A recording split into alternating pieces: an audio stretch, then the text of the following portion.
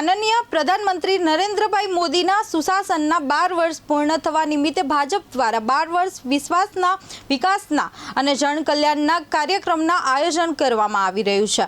અમરેલી જિલ્લાના લાઠી ખાતે ઉર્જા કાયદા મંત્રી કૌશિક વેકરિયાની ઉપસ્થિતિમાં કાર્યક્રમ યોજાયો હતો।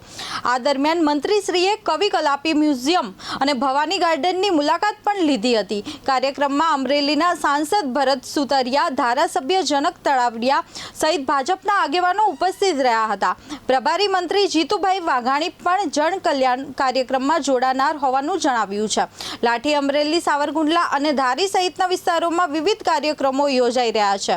આ પ્રસંગે કૌશિક વેકરિયાએ જણાવ્યું હતું કે માનનીય નરેન્દ્રભાઈ મોદીના નેતૃત્વના કારણે ભારતનું નામ વિશ્વભરમાં ગૌરવપૂર્વક ઉજ્જવળ બન્યું છે।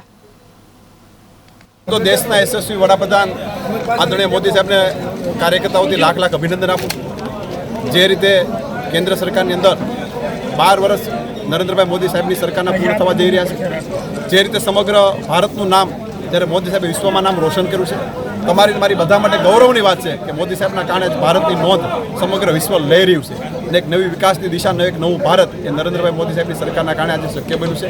એ અનુસંધાને 12 વર્ષની ઉજવણીના કાર્યક્રમોના અનુસંધાને આજે લાઠીમાં પ્રથમ તો પ્રગતિ પથની મુલાકાત લીધી છે। કવિ કલાપીનું જે સમગ્ર ભારત દેશ અને સમગ્ર અમરેલી જિલ્લો સમગ્ર રાજ્ય જેમના નામથી આપણે ગૌરવ લઈ શકીએ એવા કવિ કલાપીના સ્મારકની પણ એક આપણે સૌએ મુલાકાત લીધી। આજે ખૂબ સુંદર એક ભવ્યથી ભવ્ય ગાર્ડન જે લાઠી નગરપાલિકા દ્વારા નિર્માણ કરવામાં આવ્યું છે એમની વિઝિટ લીધી। અત્યારે ત્યારબાદ અલગ અલગ વિકાસ પથની પણ મુલાકાત થવાની છે।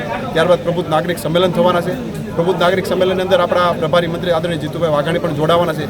એ રીતે આજે સમગ્ર જિલ્લાની અંદર અલગ અલગ વિકાસના કાર્યોની પણ મુલાકાત થવાની છે। અમારી